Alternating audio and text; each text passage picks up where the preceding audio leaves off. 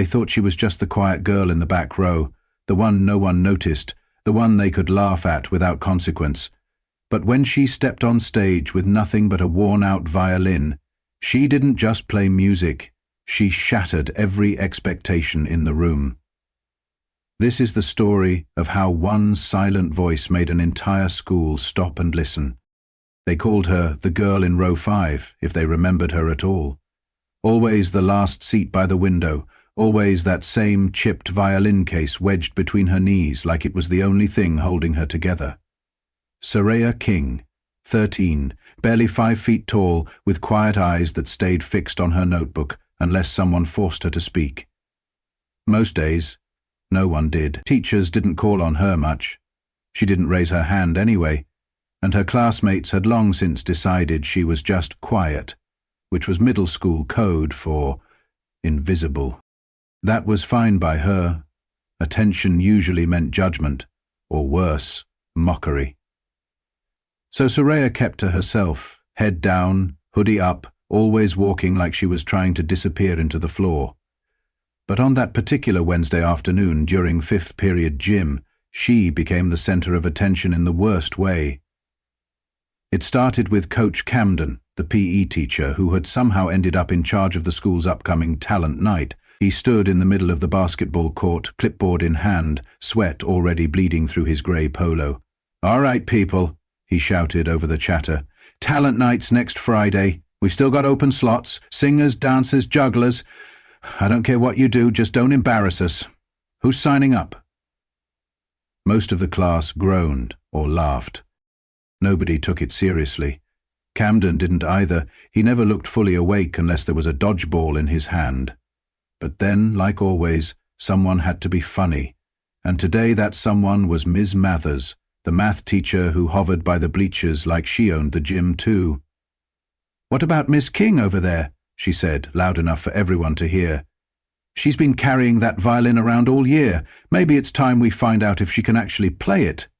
She said it with that little smirk she always wore, the one that made compliments sound like insults. A few kids snickered. One boy, Tony something, mimicked screechy violin sounds, dragging an invisible bow through the air like he was murdering a cat.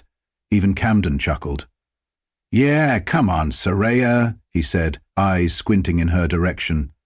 "Let's see what that thing can do. You've been hauling it around like it's Excalibur or something." More laughter. It wasn't the loud, cruel kind that slaps you in the face. It was worse. It was the soft kind, the kind that pretends it's just teasing, the kind that seeps into your skin and stays there. Soraya didn't look up, not at first. Her fingers just tightened around the handle of her violin case. She could hear the whispers, feel the heat in her ears. Her cheeks burned, but her face stayed blank. She was used to this, being underestimated, being misunderstood, being joked about. She'd spent most of the year keeping her head down to avoid exactly this. But when she finally did lift her eyes, she didn't look at Camden, or Mathers, or the kids trying not to laugh too loudly. She stared past them, through them. Her voice, when it came, was flat, even. "I'll do it." The gym fell silent, like someone hit pause. For a second, nobody moved. Even Camden blinked. "You serious?" She didn't repeat herself. She didn't need to. She just unzipped her bag, pulled out a pen, and walked up to the clipboard being passed around. One name. Soraya King, slot 18. No drama, no eye contact, just a quiet claim to a space no one thought she'd take. Mathers laughed again, but it was thinner now. "Well, that's the spirit," she said, her voice laced with that same patronizing tone, but something flickered in her eyes. Surprise, maybe even discomfort. She hadn't expected Soraya to say yes. She'd expected her to shrink, to disappear. The rest of the day moved on, but not really, because something had shifted, quietly, underneath it all. Most of the kids forgot by lunch, but some didn't. Eli didn't. He sat 2 rows behind Soraya in English and played piano after school in the music room when no one was around. He never said much to her, just nods in the hallway, a shared silence. But that afternoon, as they both reached for the same library door, he paused and said, "Original or cover?" She blinked. What? Your piece for talent night. He didn't look at her when he said it, just kept his hand on the door. She hesitated. Original. He smiled. Good. That way they can't compare it to something they already like. And then he walked in. No more words. That night, in apartment 6B, Soraya didn't touch her phone. She didn't eat much either, just half a peanut butter sandwich before her little brother knocked over his juice and her mum sighed from the kitchen. You practicing tonight? Her mum called. Soraya nodded, already setting up. Her bedroom was barely big enough for the twin bed and desk, but she made it work. She always did. She slipped a folded towel under the door, tightened the loose tuning peg, and pulled the fraying bow across the strings. The first few notes were jagged, her fingers stiff, but then, slowly, the room filled with sound. Not pretty sound, real sound. The kind that bled and ached and whispered secrets. She didn't play covers, didn't need to. She had her own piece. One she'd been building for months, part classical, part jazz. All heartache. It didn't have a title, just truth. Every note was a conversation with herself, a way to say things she couldn't say out loud. She played until her fingers hurt, until the pain told her she'd gone far enough for one night. In the quiet that followed, she sat on the floor, staring at the ceiling stain that looked like a cloud, and thought about Friday. She wasn't ready, not really, but she'd already said yes, and that meant something, even if the only person who believed in her was herself. Or maybe not, because just before she fell asleep, her mum peeked in, hair wrapped, eyes tired from a long shift. You gonna show them who you are? She asked softly. Soraya didn't answer, not right away. But then she whispered, I think I have to. Her mum smiled. Then you will. Down the hall, her little brother stirred in his sleep. Somewhere outside, sirens hummed in the distance. Newark noise, the kind you get used to. But inside that little bedroom, in the half-dark, Soraya felt something she hadn't in a long time. Possibility. And maybe that was enough to carry her through the noise, through the eyes, through the silence, because if no one else was going to tell her story, she'd play it herself. Friday came fast, too fast. It was the kind of day where the school felt louder than usual, like even the walls were buzzing with anticipation and cruelty wrapped in curiosity. By noon, every hallway whisper felt like it was about Soraya. Her name wasn't spoken with admiration, it was spoken like a setup. She's number 18, someone said near the vending machines. Bet she crashes and burns. Phones were fully charged. Expectations were fully low. But Soraya didn't flinch. She didn't answer the whispers. She moved through the day like her violin was armor. Not because she was confident, but because she had nothing else. All week she'd practiced every night until her hands tingled, until the frayed bow caught against the strings and begged her to stop. She didn't stop. She tightened the pegs, rewrapped the grip, and played through the pain. She'd spent more hours with that violin than she had with people. It knew her better than anyone else. It was how she breathed. And now, for once, she was going to let it speak loud enough for everyone to hear. The gym didn't look like a place built for magic.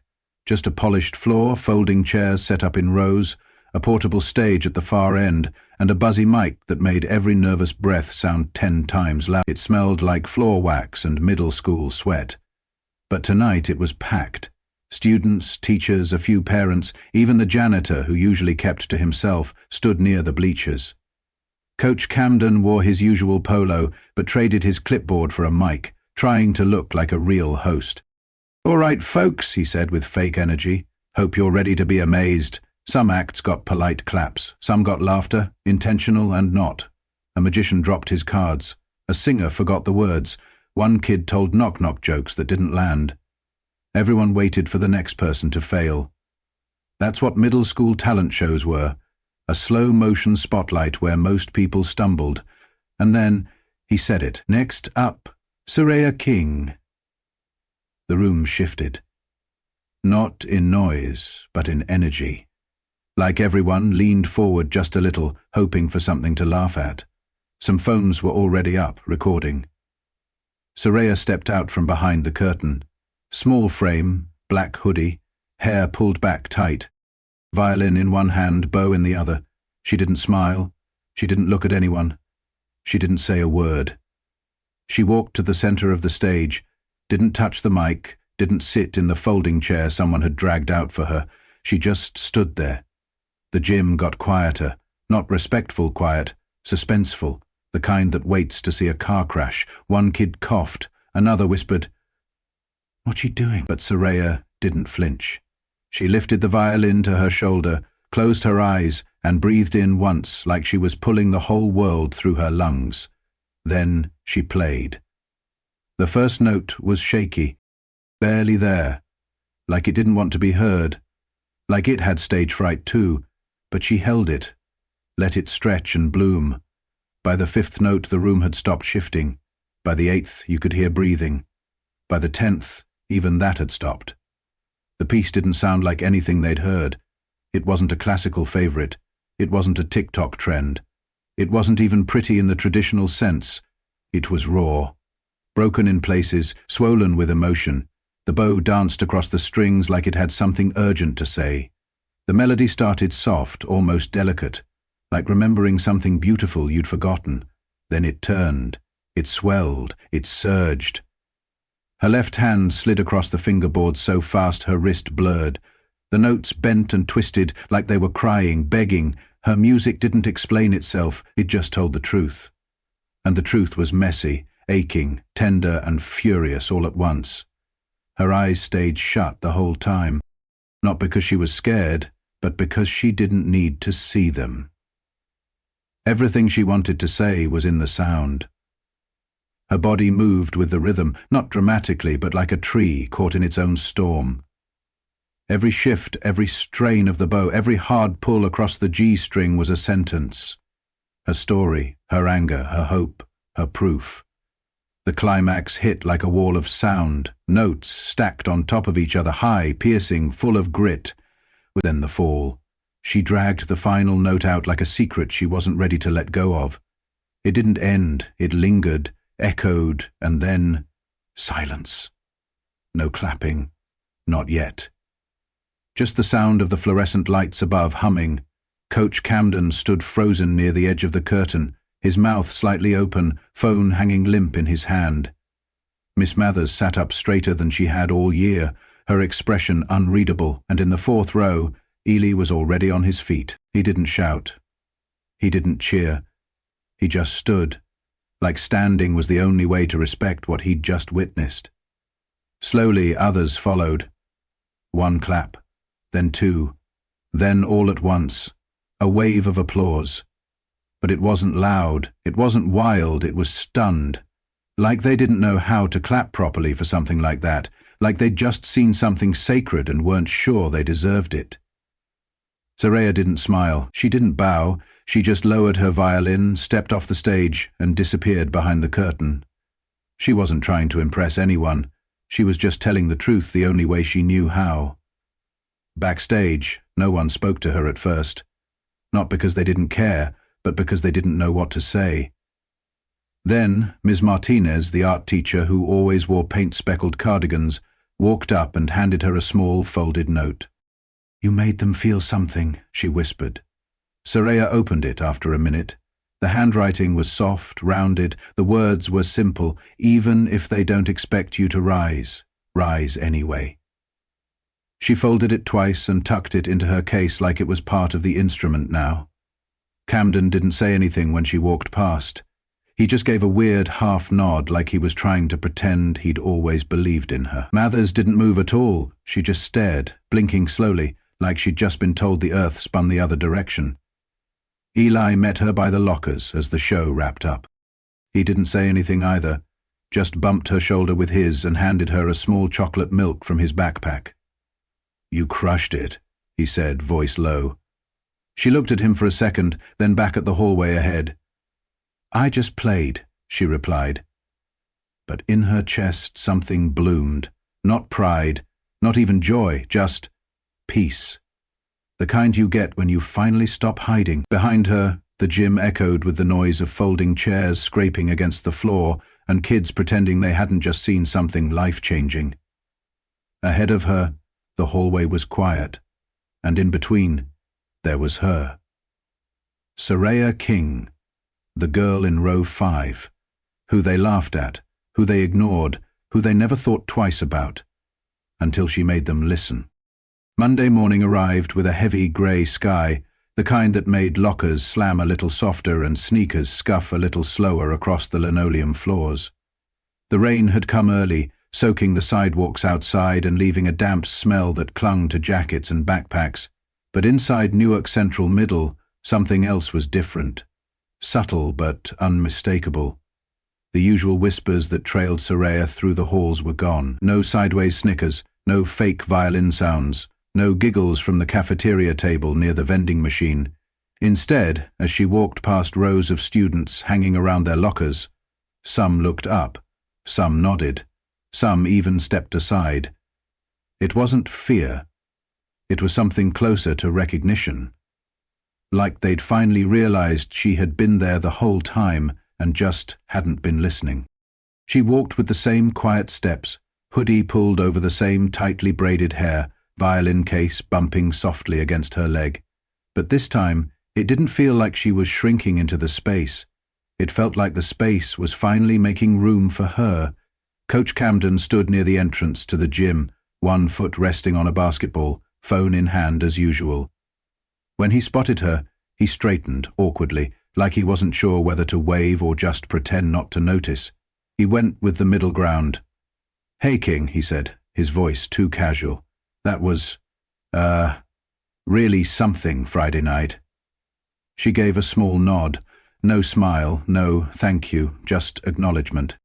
He opened his mouth like he wanted to say more, maybe even offer a compliment that didn't sound like a surprise, but she was already walking past. Then came Mathers, standing outside her classroom like a sentry, arms folded, eyes sharp as ever. But this time when she saw Soraya, she didn't smirk. She didn't raise an eyebrow. She stepped forward. Not much, just enough to block the path for a breath. "Soraya," she said, and the name came out softer than usual, like she'd rehearsed it in her head all weekend. "Can I have a word?" Soraya paused, but didn't move closer. Mathers cleared her throat, the kind of sound adults make when they know they messed up, but don't know how to start cleaning it up. "I owe you an apology," she said.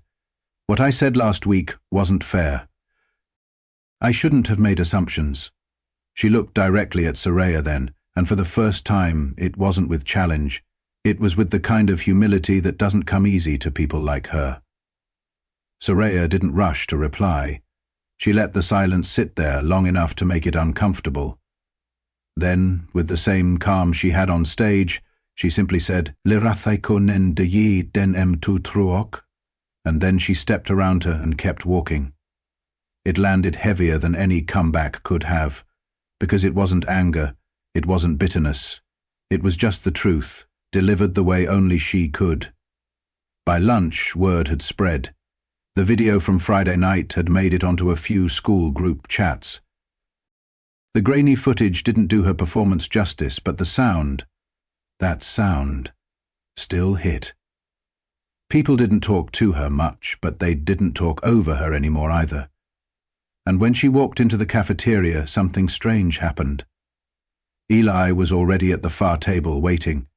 He slid a small carton of chocolate milk across the table to her spot and grinned. "Next time," he said, tapping his fingers like he was playing a scale, "we do a duet." She blinked, surprised for just a second, then rolled her eyes and let a small laugh slip. Just one breath of laughter, enough to turn heads. Enough to make the kids around them realize it was the first time they'd ever heard it. For the rest of lunch, she didn't look down at her food, she looked up. She listened. She let herself just be there, fully, without folding into herself. That night at home, she didn't open her violin case. It sat quietly in the corner of her room like a sleeping animal, peaceful and unbothered. Instead, she curled up on the couch with her little brother Zion and watched cartoons with the volume low. He leaned into her side, clutching a bag of chips, and mumbled through a mouthful, "You gonna be on TV now?" She smiled and ruffled his curls. "Nah." He looked up at her, wide-eyed. "But you made everyone stop talking." She didn't respond right away. She just leaned back against the couch and stared at the ceiling, where a faint water stain spread like a ghost of some old leak. "Yeah," she finally said. "They listened." Her mum peeked in from the kitchen, drying her hands on a dish towel, eyes soft. "You don't want to practice tonight?" Soraya shook her head. "Not tonight." Her mum nodded, no questions asked.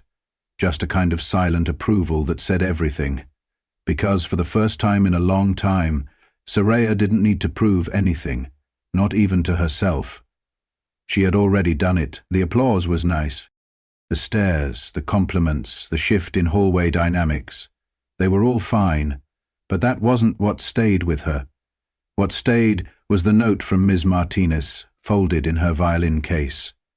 What stayed was the look on Eli's face when she played. What stayed was the moment she finished her final note and the whole gym froze like they didn't know what world they'd just stepped into. What stayed was the truth, and it didn't need volume, it didn't need permission. It just needed to be heard, and now it had. On Tuesday during homeroom, someone had written her name in chalk on the board with a heart next to it. It was crooked, sloppy, a little too much, but she didn't erase it. She let it stay. On Wednesday, a girl from her science class who had never spoken to her before asked if she gave lessons. Serian laughed and said no. On Thursday, someone she didn't even know from 8th grade nodded at her in the hallway. And by Friday, it was like she had always been visible. They had just refused to see her. That afternoon, she passed by the music room and paused at the door. Eli was there, playing something soft, a little off-key, but full of warmth. He looked up when he saw her and tilted his head toward the empty bench beside him. "Still say you're not ready?" she teased. He smirked. "Still gonna try." She sat beside him and placed her fingers on the keys.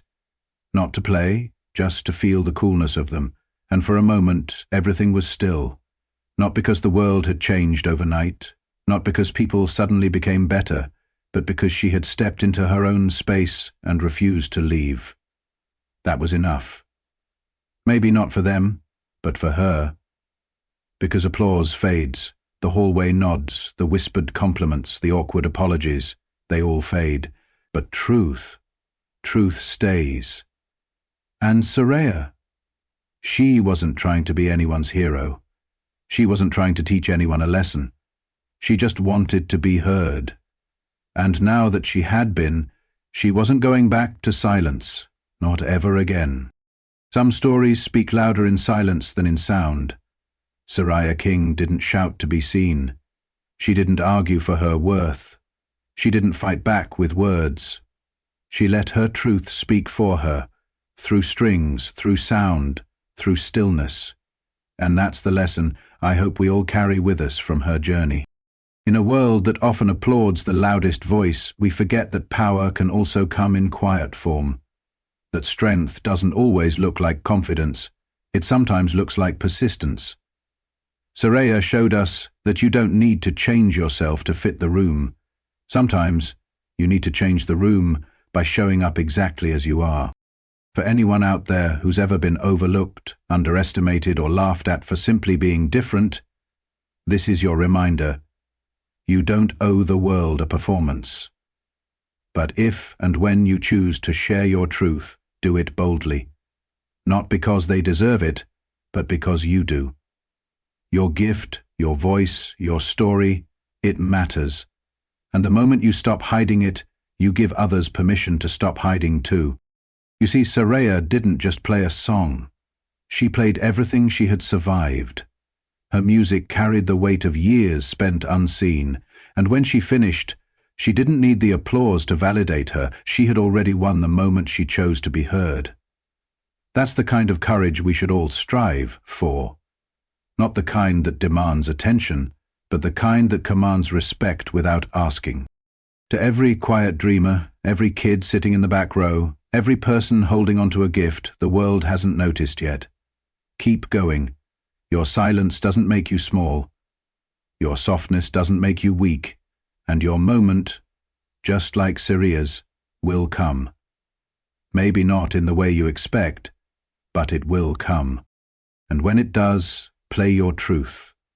From all of us here at US Justice Story, thank you for listening. Thank you for feeling. Thank you for showing up. If Soraya's story moved you, inspired you, or reminded you of your own worth, don't forget to subscribe, share this message, and help us spread more stories that speak to the heart. Because the world doesn't change all at once. It changes one story at a time.